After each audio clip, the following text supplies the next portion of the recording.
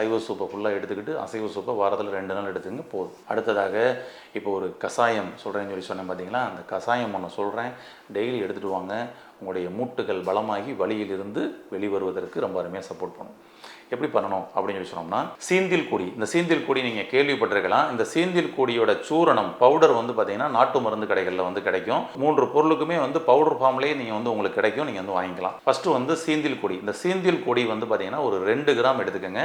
Okay, ஒரு 50 gram பாக்கெட்டில் இருக்கும், நீங்கள் வாங்கிக்கோங்க. சீந்தில் கொடியை ஒரு 2 கிராம் அளவுக்கு மட்டும் இப்போ கசாயம் பண்ணுறதுக்கு எடுத்தால் போதும். ஒரு 2 கிராம் எடுத்துக்கங்க. அதுபோல் வந்து பார்த்தீங்கன்னா வந்து கடுக்காய் பவுடர் ஒரு 2 கிராம் எடுத்துக்கங்க. சுக்கு பவுடர் ஒரு 2 கிராம் எடுத்துக்கங்க. சீந்தில் கொடி ஒரு 2 கிராம், கடுக்காய் பவுடர் ஒரு 2 கிராம், அதுபோல் சுக்கு பவுடர் ஒரு 2 கிராம் எடுத்து போட்டு நல்லா அப்படியே வந்து கஷாயம் பண்ணுங்கள். ஒரு 200 ml 250 ml தண்ணி வச்சுக்கோங்க.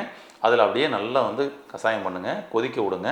கொதிக்க விட்டிங்கன்னா அதோட எசன்ஸ் நல்லா அப்படியே இறங்கிடும். சீந்தில் கொடி, சுக்கு, கடுக்காய், ஓகேங்களா, இந்த 3ஓட எசன்ஸும் அப்படியே நல்லா இறங்கிடும். இறங்கிருச்சுன்னா அதுக்கப்புறம் வந்து இறக்கிடுங்க. இறக்கிட்டு வடிகட்டிடுங்க. வடிகட்டிட்டு இந்த கஷாயத்தோட இனிப்பு தேவைக்கு, உங்களுக்கு தேவைக்கு தகுந்த மாதிரி தேனோ அல்லது கொஞ்சம் நாட்டு சர்க்கரையோ அல்லது பனங்கற்கண்டோ நீங்கள் வந்து கலந்துக்கலாம். கலந்துட்டு நீங்கள் டைரெக்டாக இனிப்பெல்லாம் கலக்காமல் டைரெக்டாக சாப்பிட்டீங்கன்னா ரொம்ப நல்லது.